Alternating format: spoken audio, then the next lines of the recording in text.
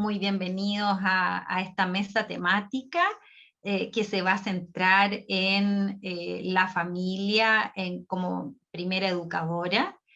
Y dentro de este Congreso de Educación Católica, yo soy Carmen Domínguez Hidalgo, profesora titular de la Pontificia Universidad Católica de Chile, profesora de Derecho Civil, y voy a ser la moderadora de este encuentro. En esta mesa vamos a tener 3 expositores que corresponden a las 3 ponencias que ganaron el concurso de ponencia de esta, digamos, ciclo de este congreso que se realiza anualmente hace varios años. Y entonces voy a darles la palabra y voy a partir por la presentación de cada uno. Cada uno de nuestros expositores va a tener 15 minutos para su exposición y luego vamos a abrir espacio para las preguntas que ustedes hagan y les pido hacerlas llegar por el chat de este Zoom para poder entonces darles la palabra. No tiene por qué ser solo preguntas para uno, pueden ser preguntas también abiertas para los 3. Vamos a dar entonces en primer lugar la palabra al profesor José Carlos Ortiz de México, cuya ponencia se titula Educar la escucha en la familia. El profesor Ortiz es maestro en Ciencias de la Familia para la consultoría por el Pontificio Teológico Instituto Juan Pablo II, máster en Antropología Personalista por la Asociación Española de Personalismo y de la Universidad a Distancia de Madrid, y un querido amigo al que conozco hace mucho tiempo. Querido José Carlos, la palabra es tuya. Muchas gracias, Carmen. Qué gusto coincidir contigo en esta mesa y también con mis colegas panelistas y con todas las personas que hoy nos acompañan en este Congreso de Educación Católica. Mi intervención, reflexión, irá en torno a educar la escucha en la familia, y me pareció importante integrarlo en el marco de este año de la familia Amoris Laetitia que estamos celebrando. Y muy breve, antes de comenzar, quisiera presentarme. Si bien nuestras identidades profesionales creo que son muy importantes, pues en el marco de esta temática que hoy nos acoge, también creo que es importante presentar unas identidades que considero también son más profundas. Por eso también ponía en esta presentación breve como esposo de Ana María, como padre de Rodrigo, hijo de mis padres Carlos e Isabel, hermano de Gerardo e Isabel, nieto de mis 4 abuelos, amigos de nuestros amigos, identidades que yo creo que parecen algo obvio cuando las escuchamos y sin embargo tienen una profundidad enorme en cada uno de nosotros. En el objetivo de hoy, de estos breves 15 minutos, pues es presentar, simplemente compartir algunas fortalezas y beneficios que nos otorga la escucha activa a la familia para construir relaciones pues más sanas y humanizadoras. Vamos a dividirlo, como aparece ahí en el panel izquierdo, en 3 momentos, hasta donde nos dé tiempo, y si no ya lo dialogaremos también en el espacio de preguntas y respuestas. Primero, una distinción sobre oír y escuchar. Seguido, el segundo momento, hablar un poco sobre la escucha en la familia. Y tercero, compartir algunas herramientas y claves para educar la escucha.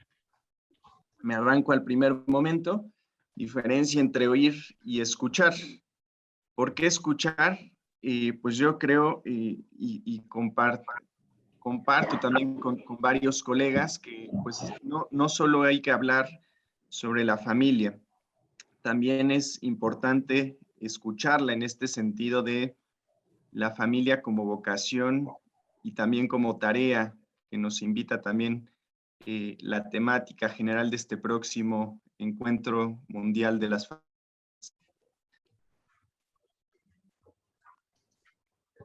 2022.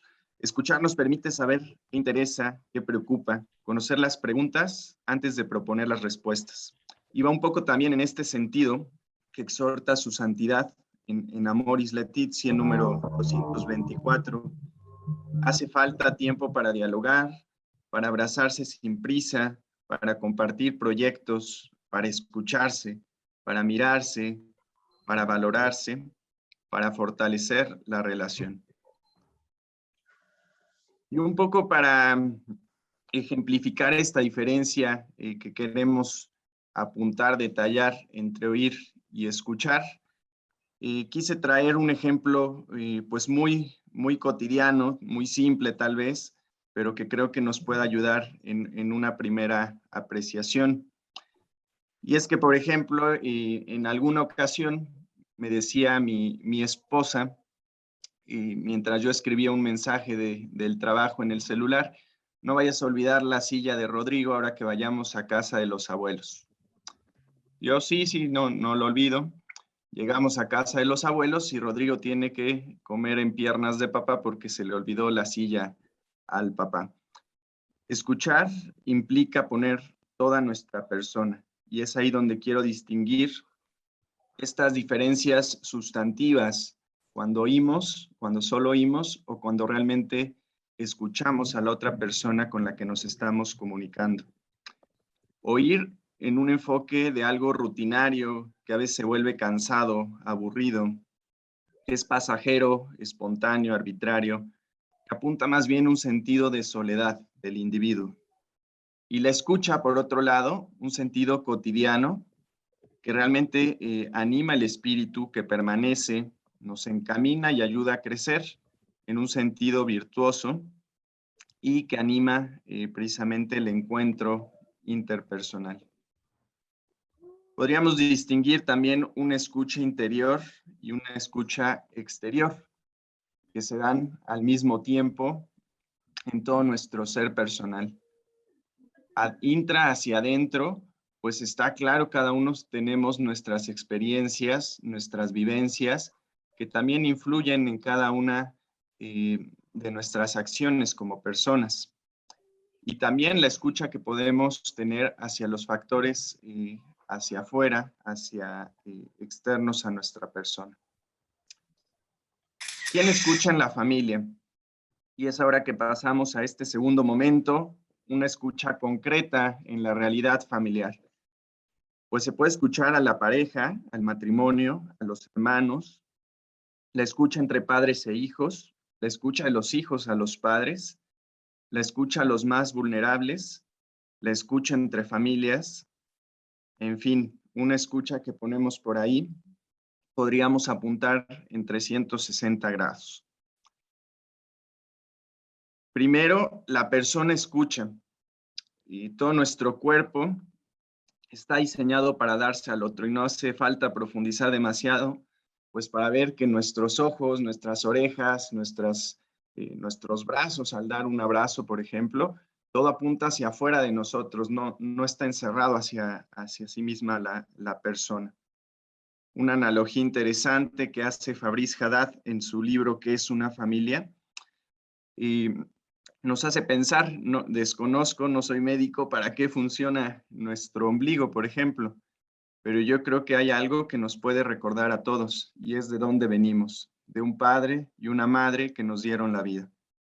Desde ahí sabemos también que la persona está hecha también para escuchar.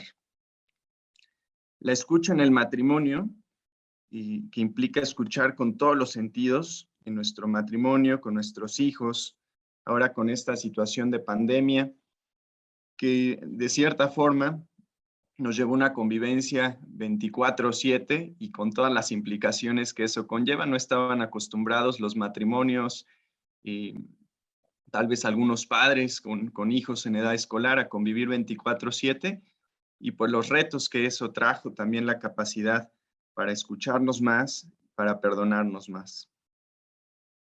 La escucha de los padres a los hijos, creo que es importante apuntar que cada hijo sepa que lo miramos, que lo escuchamos, que lo entendemos, respetamos, que confiamos en ellos, en fin, un sentido amplio que es decir, que les amamos.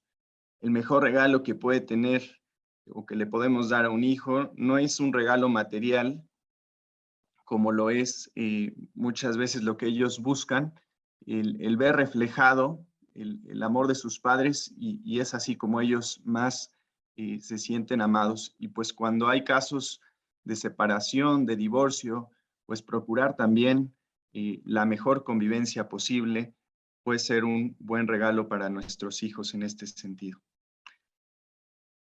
Un ejemplo muy práctico en la escucha de padres a hijos, sobre todo con hijos pequeños, que alguna vez me compartieron y que hace alusión con la imagen que aparece con la pintura que aparece en pantalla, y pues es agacharnos, ponernos a la altura de los niños. Es una forma muy práctica, muy sencilla, que puede comunicar que estamos escuchando con todos los sentidos. Y escuchar con todos los sentidos ayuda a favorecer su autoestima, nos ayuda a que haya un mayor respeto en la relación. Escuchar con todos los sentidos favorece la confianza entre padres e hijos. Escuchar con todos los sentidos también anima esta empatía. En esta escucha de los padres a los hijos también es importante escuchar las acciones y las respuestas que damos en las diferentes circunstancias y momentos concretos de nuestra vida. Y para ello hay un artículo que creo que nos ayuda a seguir profundizando y reflexionando al respecto. Lo titulan "Al niño no le importa la pelota, le importa la persona", de la Fundación Up to You de Educación Emocional. Y pues precisamente en relación a otra de las mesas temáticas de este congreso, que tiene que ver con siempre poner a la persona en el centro. Escuchar más allá de las pantallas, ahora que todo se mueve a través de las pantallas, también creo que es importante enfatizarlo. Ahí aparece una fotografía, un fotógrafo profesional hizo esta campaña en la que tomaba diferentes fotos de realidades muy cotidianas, en las que lo único que hacía era, a través de la edición, sacar estos dispositivos móviles, pantallas, tablets, laptops, de las fotografías, y pues nos da cuenta de cómo realmente es esta interacción, si lo podemos llamar así, entre las personas cuando estamos muchas veces tan metidos en una pantalla. Alguna propuesta en este sentido para escuchar más allá de las pantallas puede ser generar un diálogo alrededor de los contenidos.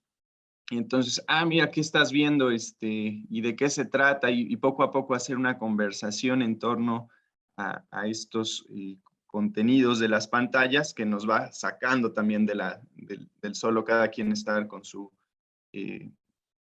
tableta, con su celular. Conocer para dialogar es importante, y poner ciertos límites y reglas en la familia y enseñar con el ejemplo. Otra realidad importante que podemos apuntar de la escucha en la familia es que es diferente escuchar a la mujer y escuchar al varón, y eso también, especialmente como padres, como educadores, pues podemos tenerlo muy presente. Hay diversos estudios que demuestran estas diferencias en el modo en el que oyen los niños y las niñas, incluso algunos fundamentos de educación diferenciada a cierta edad, y que es importante también tomar en cuenta. Recomendaría principalmente por ahí este libro, El género importa, de Leonard Sachs. La escucha al adulto mayor. Y aquí hay una nota interesante que recién publicaba ABC en España. Decían: en nuestro país nos oyen, pero no nos escuchan. Esto decían los adultos mayores. La población mayor a 65 no se siente representada ni en medios de comunicación, ni en redes sociales y vida pública.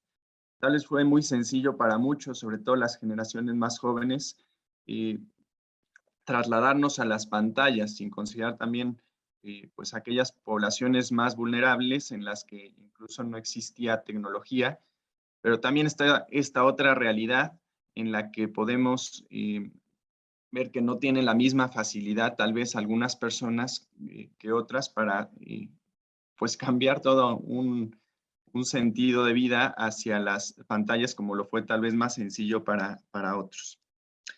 Entonces hablaban aquí de la tecnología y esta brecha digital, un ejemplo muy concreto en la banca digital, en los bancos, que tienden poco a poco a desaparecer sus sucursales y que sin embargo pues existe esta brecha digital en la que no todos, pues podríamos decir, tienen las mismas competencias en este sentido tecnológico. Ellos también hablaban de no adelantar su dependencia, ellos todavía sienten pues, con mucha experiencia sobre todo que pueden compartir y que a veces no se toma en cuenta.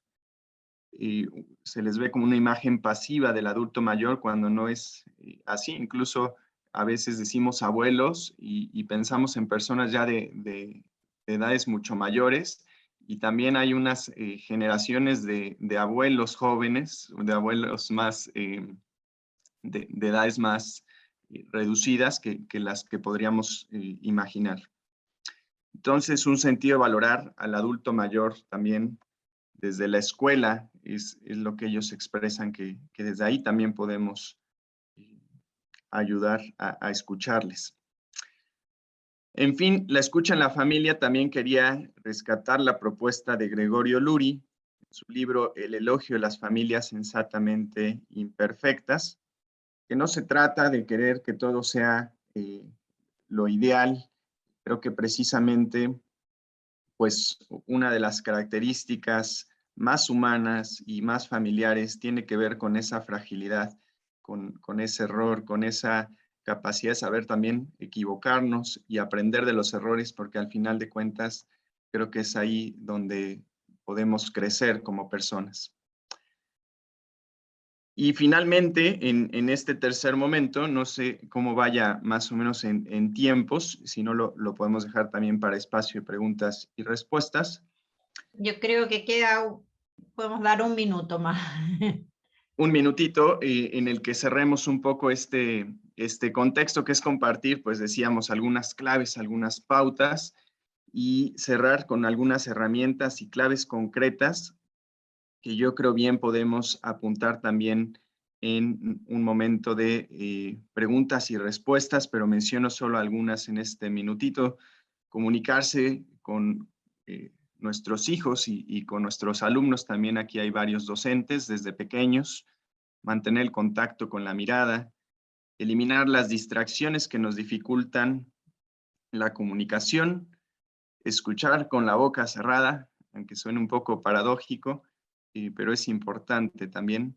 Dicen, tenemos dos orejas y una boca para escuchar más allá de lo que hablamos, ¿no? Hacerles saber que han sido escuchados a través de estas técnicas que usamos mucho en la orientación familiar, del parafraseo y el feedback, la retroalimentación. Importante que la otra persona también sepa que realmente estamos entendiendo su mensaje, lo que nos quiere comunicar, y esta puede ser una buena herramienta. Y finalmente, retomar el primer axioma de la comunicación, que dice es imposible no comunicar, porque incluso al no comunicar ya estamos comunicando algo. Entonces, pues saber que toda nuestra vida es persona y acción, y también contemplarlo a la hora de escuchar a la familia. Aquí cerraría esta primera intervención, Carmen, para ceder palabra a siguientes expositores. Muchas gracias, José Carlos, por tu interesantísima presentación en esta, ¿no es cierto?, reflexión en torno a cómo escuchar en la familia, ¿no?, que es un desafío tan grande, esta distinción entre oír y escuchar, quienes escuchan o deben escuchar dentro de la familia, de alguna manera también presentarnos algunas herramientas de cómo poder hacer, ¿no? Y de poder avanzar en esto que ciertamente es uno de los grandes a veces puntos de quiebre, ¿no?, de la familia. Así que muchísimas gracias. Vamos a darle ahora la palabras a la profesora María Díaz Canseco de Perú, cuya ponencia se titula Papel de la familia en la educación de las virtudes morales. La profesora Canseco es psicóloga, doctora en Humanidades y Ciencias Sociales por la Universidad Abad Oliva y magíster en Filosofía Cristiana por la Universidad Católica San Antonio de Murcia. Muy bienvenida, profesora Díez, y le doy ahora la palabra por 15 minutos. Muchísimas gracias, buenos días con todos. Para mí es una gran alegría poder compartir con ustedes este tema que ha sido motivo de mi tesis doctoral y realmente es un tema que me interesa mucho investigar, que es el tema de la educación de las virtudes morales y el papel que la familia cumple en este rol de educadora. Empecemos un poco con lo que nos dice Santo Tomás. Santo Tomás define la educación como conducción y promoción de la prole al estado perfecto del hombre en cuanto hombre, que es el estado de virtud. En este sentido, educar debemos entenderlo no solamente como preparar al joven o al niño para que pueda desenvolverse en la vida, en el tema académico, profesional, sino especialmente los padres tenemos la misión de guiar a nuestro hijo para que pueda desarrollar las virtudes. ¿Y por qué es tan importante el desarrollo de virtudes? Porque es lo que responde plenamente a nuestra naturaleza humana. Para eso me repito también un poco algunos conceptos, ¿no?, que plantea Santo Tomás con relación a virtud. En primer lugar, nos dice, la virtud es un hábito operativo, es una acción que lleva a cabo la persona, pero bueno. Y en ese sentido, para poder comprender qué es virtud, es necesario también comprender qué es hábito. Actualmente, desde una visión conductista, se entiende como algo mecánico, como una respuesta frente a determinado estímulo que la persona la repite sin entender muy bien por qué y para qué. Esta concepción es muy contraria a lo que plantea Santo Tomás. Santo Tomás nos dice que los hábitos son cualidades que de alguna manera van a modificar o determinar la actividad de nuestras facultades. Es decir, son una serie de cualidades que hacen que nuestras potencias y facultades humanas puedan funcionar mejor, puedan desplegarse al máximo. Los hábitos son disposiciones difícilmente móviles, no son imposiblemente móviles, por lo tanto, se puede ir cambiando y mejorando. Pero para ello hay que entender que el hábito y por ende la virtud, desde la perspectiva clásica, es en primer lugar un obrar consciente. Es importante educar al niño en virtudes, haciéndolo partícipe de por qué y para qué lleva a cabo determinadas acciones. Es también un obrar voluntario y por elección. En ese sentido, es importante educar al niño para que vaya tomando sus propias decisiones, para que discierna sobre la realidad, se dé cuenta de por qué algo es mejor que otro y decida libremente por aquello que es bueno. Pero para eso necesita que los padres lo guíen, lo acompañen, porque solo no va a poder lograrlo. Y finalmente, una virtud implica un obrar firme y constante. No son actos aislados. Yo no soy virtuoso porque alguna vez de casualidad hice una obra buena, sino que es algo que se pone de manifiesto en mi forma de ser con cierta constancia. Tampoco quiere decir que somos perfectos y que siempre vamos a actuar con llevar a cabo siempre actos buenos, ¿no? Pero sí se requiere cierta constancia, cierta firmeza en el obrar. Por lo tanto, la educación en virtudes y la educación en general, podríamos decir que de repente es a larga data, ¿no? O sea, yo no puedo educar al niño solamente en determinados momentos, sino que siempre la persona puede ir mejorando, puede ir perfeccionándose cada vez más, tengamos la edad que tengamos, ¿no? Yo soy psicóloga e incluso en terapia con personas adultas se puede educar en virtudes. Bien, ¿por qué son tan importantes las virtudes? Habíamos dicho que los hábitos cualifican las facultades humanas. Cuando yo obtengo, desarrollo una virtud, voy a perfeccionar determinadas potencias. La templanza se encarga de la perfección del apetito concupiscible. El apetito concupiscible es la tendencia al bien en sí mismo. La fortaleza se encarga de la perfección del apetito irascible, es esa tendencia natural que tiene el ser humano hacia aquellos bienes que son difíciles de alcanzar. Por lo tanto, necesito de un esfuerzo, de un sacrificio para poder alcanzarlos. La justicia perfecciona la voluntad, que es el apetito racional, y la prudencia perfecciona nuestra inteligencia, nuestro entendimiento práctico. Entonces, en esa línea vamos a ir desarrollando cada una de las virtudes y viendo determinadas claves, un poco rápido sí por el tiempo, que se pueden llevar a cabo dentro de la dinámica familiar para ir educando en estas virtudes. Empecemos con la templanza. Espero que lo vean bien.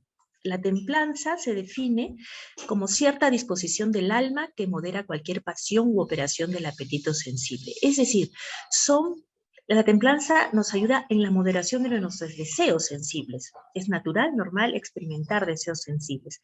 Gracias a la templanza yo puedo tener un orden en la satisfacción de esos deseos. El momento ideal para educar la templanza, digo ideal porque podemos educarlo a lo largo de toda la vida, es de los 0 a 7 años. En realidad todas las virtudes se deberían educar al unísono, pero hay momentos especiales por las características que tienen los niños en donde es mejor determinada virtud. Y las claves para la educación de la templanza y de todas las virtudes son 3. Primero, el ejemplo de los padres. Los padres tenemos que esforzarnos por vivir la virtud, por tratar de ser mejor persona cada vez. La reflexión. El niño tiene que entender por qué y para qué hacen las cosas, por qué esto es bueno y por qué esto no es bueno. Y finalmente, la acción. Es decir, el niño debe llevar a cabo acciones. No va a poder formar un hábito si no lleva a cabo acciones. El ejemplo y la reflexión son importantes, pero la acción también lo es. La templanza consiste en la forja de determinados hábitos que tienen que ver sobre todo con el orden de las cosas, con el orden de mi comportamiento, y ahí les he puesto los hábitos que propone Santo Tomás, pero para poder lograr esta educación se tiene que trabajar mucho el tema de límites. Y acá hay una apreciación que quiero que quede claro. La templanza no consiste en represión, consiste en poner ciertos límites que permitan al niño actuar de acuerdo a la razón. No imponer, no obligar, sino ir guiando, conduciendo, como dice Santo Tomás. Luego tenemos la fortaleza. La fortaleza también es una disposición del alma por la que se afianza en lo que es conforme a la razón frente a obstáculos, cansancio, en fin. Consiste la fortaleza en la capacidad de hacer frente a las dificultades para las metas que quiero alcanzar. Siempre puedo educar en templanza, pero entre los 7 y los 14 años es la edad ideal. ¿Por qué? Porque a partir de los 7 años el niño ya tiene noción de futuro, ya sabe que hay una meta que está lejos y que tiene que esforzarse, demorar un poco para alcanzarla. Ya no es la inmediatez de los primeros años de vida. Las claves siguen siendo la misma, ejemplo, reflexión y acción. Pero para la fortaleza especialmente hay que ayudar al niño, uno, no sobreprotegiéndolo, dejando que experimente por sí mismo la realidad de la vida y ayudándolo a establecerse metas reales. Para eso los padres tenemos que conocer a nuestros hijos. Y ahí qué importante lo que nos decía el expositor anterior, José Carlos, la escucha, ¿no? Para poder conocer a alguien tengo que escucharlo. El padre tiene que escuchar al hijo para conocer y saber cuáles son sus posibilidades, sus capacidades y en función de ello ayudarlo a establecerse metas que van a ser complicadas de cumplir, pero que va a poder cumplir. Porque si le ponemos metas muy altas, el niño se va a frustrar y eso va a ser contraproducente. Y si le ponemos metas muy bajas, el niño no se va a motivar, no se va a esforzar por alcanzarlos y no va a desarrollar la fortaleza. La fortaleza es esforzarse por alcanzar algo.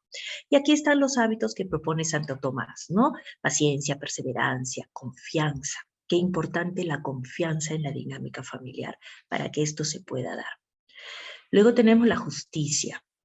que es cierta rectitud del alma por la que el hombre obra lo que debe en cualquier materia. Es dar a cada quien lo suyo, la justicia. ¿Por qué ponemos que el ideal momento es de 14 años en adelante? Si bien es cierto, desde que nace el niño yo voy siendo un ejemplo de justicia, lo voy reflexionando, pero recién a partir de la edad de 14 años, cuando el joven ya tiene una mayor capacidad de abstracción y de razonamiento abstracto, está en capacidad de poder comprender la realidad abstracta y tener esa tendencia para lograr el bien, que no necesariamente lo va a satisfacer directamente a él o ella, sino el bien que va a satisfacer a otro. La justicia consiste en esto, en ser considerado y respetar a los demás. Los padres que quieren educar en justicia deben promover una dinámica familiar, social, en fin, en donde se tenga consideración y respeto por el otro. Y ahí están los hábitos que propone Santo Tomás: piedad, obediencia, agradecimiento, afabilidad, ¿no? Ayudar al niño a que sea considerado con los demás. Y finalmente la prudencia. La prudencia es aquella virtud que nos permite discernir sobre la realidad, conocer la verdad de las cosas y decidir conforme a la circunstancia. ¿Cómo enseño al niño a ser prudente? No sobreprotegiéndolo, dejando que tome sus propias decisiones y ayudándolo a reflexionar. La prudencia es aquella virtud que, además de ser moral, es una virtud intelectual. Por lo tanto, la reflexión siempre debe estar presente. En este sentido, la prudencia es la madre de todas las virtudes, como nos dice Piper. Entonces, es importante que la prudencia de los padres esté siempre presente en todo momento educativo de los hijos. Son los padres, con su ejemplo, con su accionar, con sus acciones prudentes, quienes van mostrando al niño ese bien que ellos buscan. Y finalmente, para no excederme del tiempo, no sé cómo estoy de tiempo, ¿tengo todavía? Tiene 11, no, todavía quedan unos 2 minutos. Perfecto. Entonces, finalmente, cabe resaltar que la educación en virtudes tiene una finalidad, ¿no? Y la finalidad no es que el niño sea un excelente académico, que la persona sea un excelente profesional, lo cual se va a dar, como quien diría por añadidura. La finalidad es que la persona tenga autonomía en su obrar, que sea capaz de tomar sus propias decisiones sin depender directamente de alguien. A lo largo del proceso educativo, los padres dan el ejemplo, dan reflexiones, muestran el bien al niño y lo ayudan a que vaya llevando acciones que vayan acorde a estas reflexiones y a este ejemplo que los padres le dan. Pero la finalidad es que el niño se suelte en algún momento, ya no esté con esa dependencia con nosotros. Pero acá lo que se busca es que el niño tome sus propias decisiones, pero siempre optando por el bien. Cuando se obtenga esto, cuando el niño por sí mismo sea capaz de reflexionar, discernir y actuar de acuerdo a un bien verdadero, de acuerdo a lo que es bueno, lo que es justo y a lo que es verdadero, podremos decir que ha llegado a lo que Enrique Martínez denomina el estado adulto del hombre o el estado de prudencia. Y en un trabajo que hice también sobre si la libertad moral tenía algo que ver con la educación de virtudes, podríamos decir que una persona prudente, virtuosa, es una persona que ha alcanzado ese estado de poder decir que tiene la libertad moral, es decir, la capacidad de optar por sí mismo por algo, pero ser capaz de decidir por el bien. Muy bien, muchas gracias y espero pues que esta pequeña exposición haya servido de algo para ampliar sus conocimientos y sobre todo para ponerlos en práctica con nuestros hijos. Muchas gracias. Muchas gracias, profesora Díez, por esta interesantísima reflexión que nos hace recordar en realidad la tarea esencial de la familia y de los padres, ¿no? Que es quizás el desafío enorme de transmitir, de formar a estas futuras personas para que logren llegar a la plenitud de lo que están llamadas, ¿no? y cómo esta formación en virtudes requiere realmente a su vez una formación de los padres, ¿no? Una toma de conciencia de esto hoy más que nunca. Así que muchas gracias. Vamos a dar ahora la palabra a nuestro tercer expositor, que es el profesor William Ayala, de El Salvador, cuya ponencia se titula La familia como primera educadora.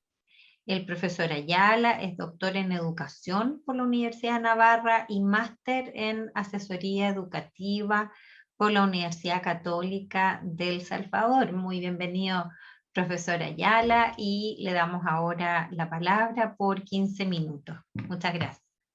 Bueno, buenos días, gracias por la oportunidad. Entonces culminaré con esta reflexión como la familia como primera educadora, haciendo quizás un poquito noción de lo que ya han mencionado los ponentes anteriores en esa responsabilidad que nos compete, ¿no?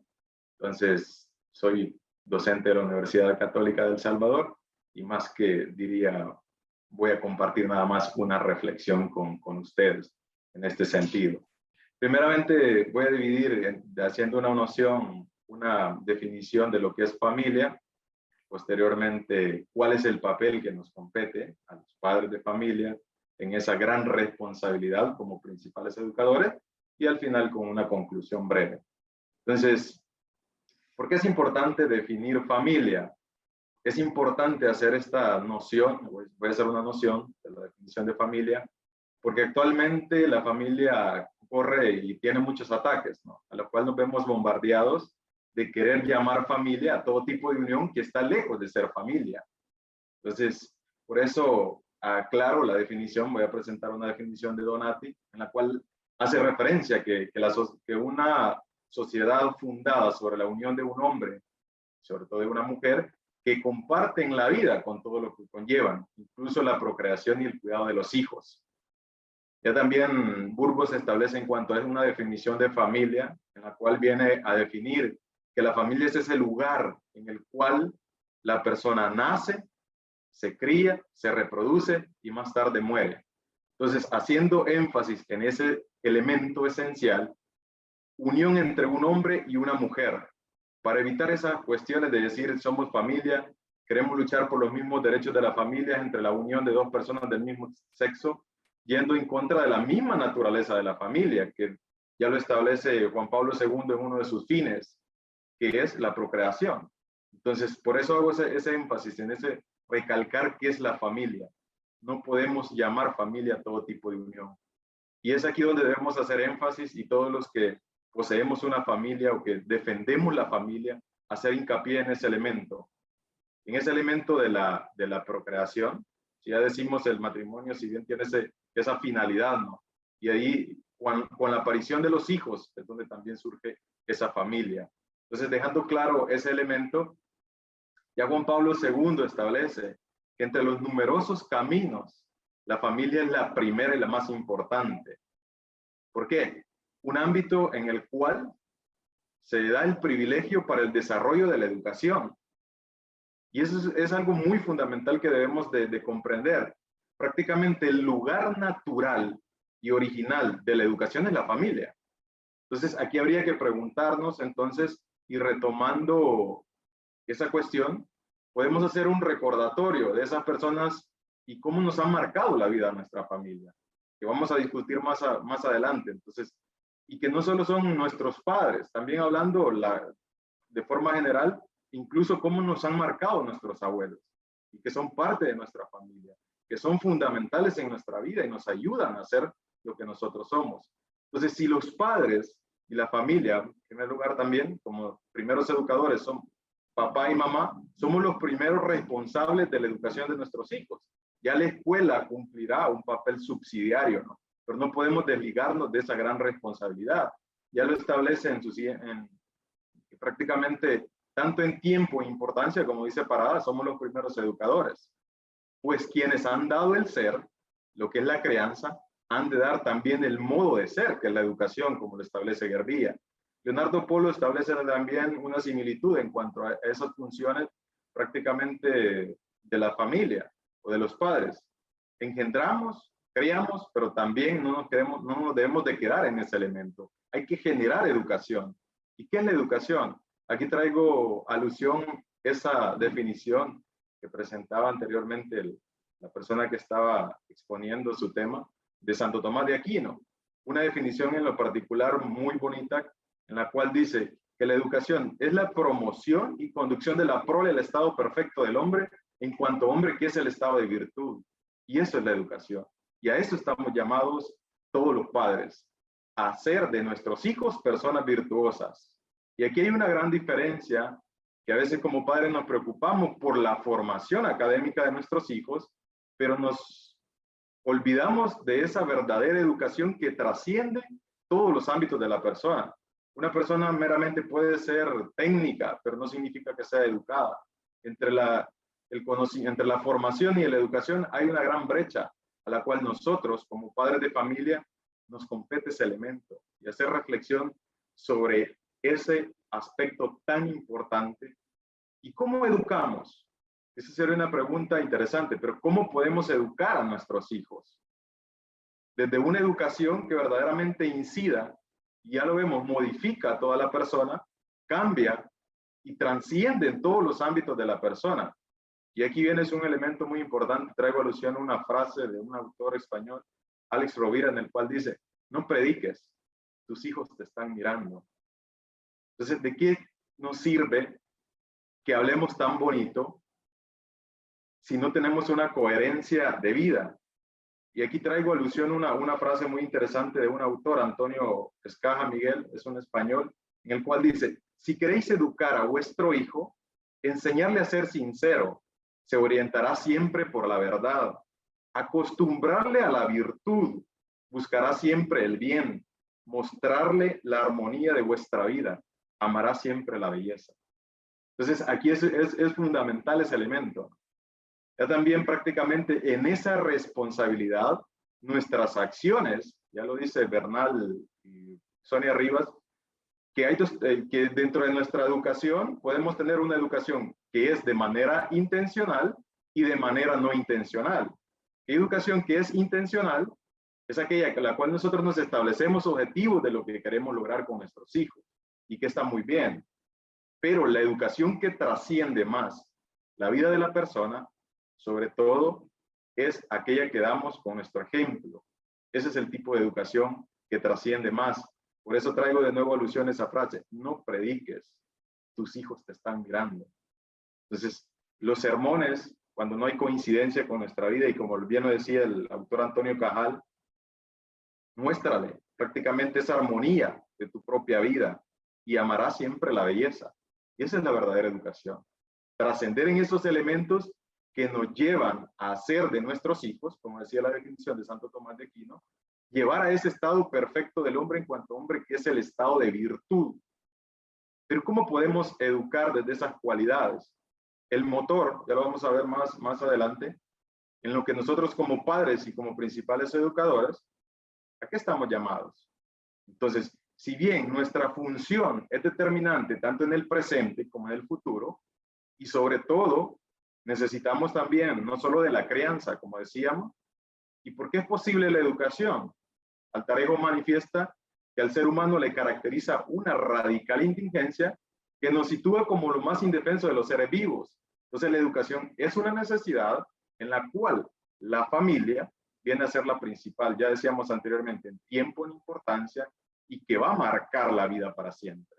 Ya lo dice Neira, como pueden ver en la diapositiva, que deja una huella impresa que nos acompañará a los seres humanos durante toda nuestra vida. Entonces a veces nos quejamos, entonces el reflejo de la sociedad también es el reflejo de la familia que tenemos. ¿Qué estamos haciendo nosotros de nuestra responsabilidad como primeros educadores? Somos la primera escuela de vida, de trato humano y de amor, como lo establece Lorda. Entonces, aquí viene el elemento fundamental. Toda educación se ve movida por el amor. Es imposible hablar de educación sin amor. Entonces, ya como lo menciona también prácticamente Santo Tomás de Aquino cuando dice, a quien ama le incumbe obrar. Y en ese obrar, como padres, nos incumbe hacer de nuestros hijos buenas personas, pero es imposible sin el amor. Entonces, ya Concepción Arenal también tiene una frase muy interesante en la cual dice que si queremos, Oscar Wilde manifiesta que si queremos hacer de nuestros hijos buenas personas, enseñémosles a ser felices.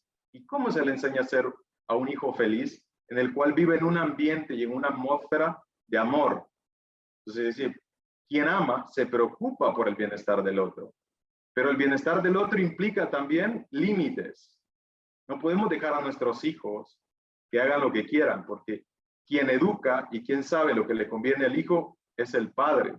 Y en ese saber de lo que le conviene, tiene que establecer límites, tiene que establecer normas, a lo cual el niño tiene que respetar. Entonces ya Sonia Rivas manifiesta que a veces a los padres nos cuesta poner normas o límites porque nuestros hijos nos van a ver como verdaderos tiranos.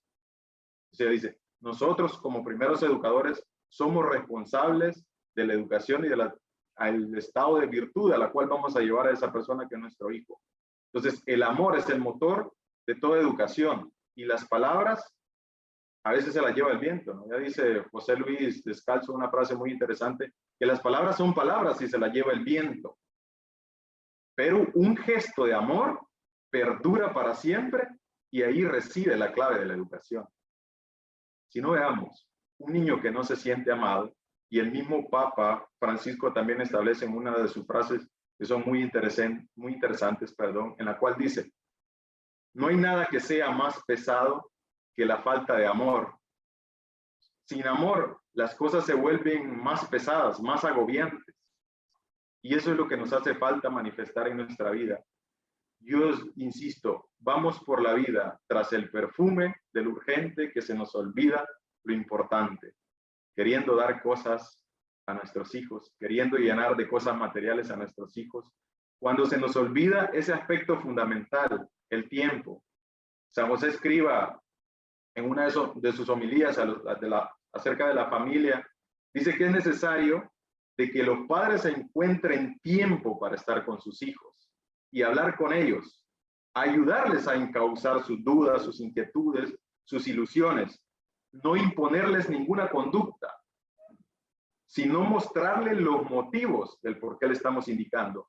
Entonces él en una palabra nos invita a respetar la libertad, porque dice que no hay verdadera educación sin responsabilidad moral, ni responsabilidad sin libertad. Entonces, la educación implica también educar en la libertad y educar desde la libertad. Y es uno de los retos también que tenemos como padres, y ahí viene, como les decía, el amor es fundamental en la educación. El ser humano por naturaleza necesita amor. El ser humano por naturaleza necesita sentirse amado, necesita amar. Y cuando uno no se siente amado, uno no da lo mejor de sí. Cuando el hijo se siente amado, el hijo da lo mejor de sí. Entonces, una frase muy interesante de Concepción Arenal en la cual dice que el amor es para los hijos como el sol para las plantas. No solo necesitan pan, necesitan caricias para ser buenos y fuertes. Entonces, las caricias. Y dentro de las caricias viene el hecho de reforzar la autoestima de nuestros hijos. ¿Cómo se refuerza la autoestima de nuestros hijos?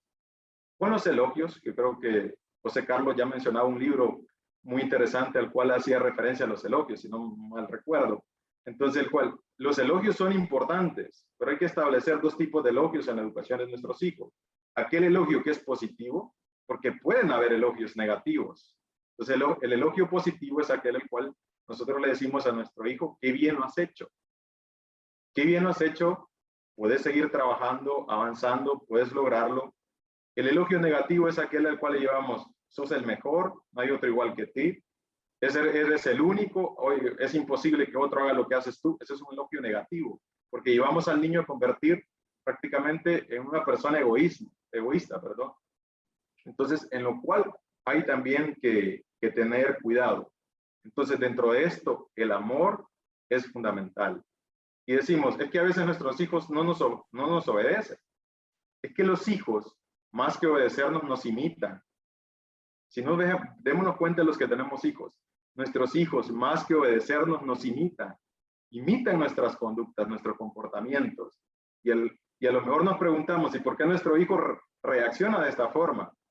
Porque a lo mejor nosotros reaccionamos de esta forma. Entonces, si quieras o no, son un espejo. Entonces, en esto es fundamental las caricias, el amor en cuanto a la educación. Ya lo decía anteriormente, la educación sin el amor es imposible. El amor es el motor que dirige todo tipo de acción educativa. Entonces, y eso es fundamental, el cual nosotros lo debemos reconocer. Ya lo establece también el Papa Juan Pablo, el Papa Francisco y Leonardo Polo, también establecen la importancia del amor entre los padres. No hay nada más educativo, dice, que los hijos vean cómo sus padres se aman. Y eso es educación. Y estamos educando. No, lo decisivo no es que nosotros como padres hablemos bien, hablemos bonito, sabiamente, sino únicamente lo que ellos hacen, lo que nosotros hacemos, nuestra vida, nuestras acciones. Y eso educa más que cualquier sermón. Eso educa más que cualquier palabra que podamos decirle a nuestros hijos. Entonces, y en ese mismo hecho lo viene a establecer Juan Pablo II en la Carta a las Familias, en la cual menciona que la educación prácticamente se apoya en 4 soportes fundamentales. Y el primero es el amor a los hijos. Hay que amar a nuestros hijos. Aquel que no se siente amado no puede dar lo mejor de sí mismo. El amor entre los padres, como ya lo establecía anteriormente y como lo viene a establecer Leonardo Polo, y ya le mencionaba, no hay nada más educativo que los hijos vean cómo sus padres se aman. El otro es el ejemplo. Vuelvo a recalcar esa frase que en lo personal me gusta mucho de Alex Rovira: no prediques, tus hijos te están mirando. Y el último elemento es el diálogo. Ya hablaban anteriormente en la ponencia anterior, el saber escuchar, el saber dialogar. Porque el diálogo es una forma de comunicación amorosa. Quien dialoga ama. Y quien ama sabe dialogar, como manifiesta Sotomayor. Entonces, eso es un elemento también importante, porque solo queremos imponer nuestras conductas, que nuestros hijos nos escuchen, pero como decía José Carlos, eso implica que tenemos 2 oídos también para saber que tenemos que escuchar al otro. Y desde la confianza, ahí viene nuestro reto educativo. Si queremos marcar y queremos hacer de nuestros hijos y que nos recuerden, también enseñémosles a ser personas virtuosas a través de nuestro ejemplo. No hay otra vía. A través del diálogo, a través de la confianza, a través del amor, a través de la entrega, a través de una caricia. Y a veces, a lo mejor aquí depende con el estilo educativo que nos hayan educado a nosotros, pero a lo mejor a veces es difícil decirle al otro te quiero. A veces a los padres nos cuesta manifestar eso o se nos hace más fácil manifestarlo, según cómo hemos sido educados. Pero también las caricias son fundamentales. Ya dice Alex Rovira también que nacemos hombres o mujeres, pero venimos humanos gracias a las caricias. Entonces, una caricia, un abrazo, eso educa. Eso dice también por parte del padre: aquí estoy, te voy a acompañar durante este proceso, que a lo mejor no va a ser fácil, pero te voy a acompañar. Y ahorita traigo alusión a una frase muy interesante que tiene que ver en la educación, sobre todo como padres o en cualquier ámbito, una frase de Goethe, en el cual dice: trata a una persona como lo que es y seguirá siendo lo que es. Trata a una persona como lo que está llamado a ser y se convertirá en eso que está llamado a ser. Entonces, ¿cómo tratamos a nuestros hijos? ¿Tratamos a nuestro hijo como un inútil? ¿Como que no es capaz de hacer esto? El hijo va a terminar haciéndolo eso. ¿Por qué? Porque nosotros prácticamente lo condicionamos en función de ese sentido. Y si no, es el efecto Pigmalión que conocemos en educación, ¿no? ¿Cómo tratamos al otro? ¿Cómo vemos al otro? El otro puede sacar lo mejor de sí mismo. Y esa es la educación. Sacar lo mejor del ser humano. Llevarle a ese estado de virtud, como dice ya Santo Tomás de Aquino. Pero para eso es clave la atmósfera en la cual vivimos en nuestra familia.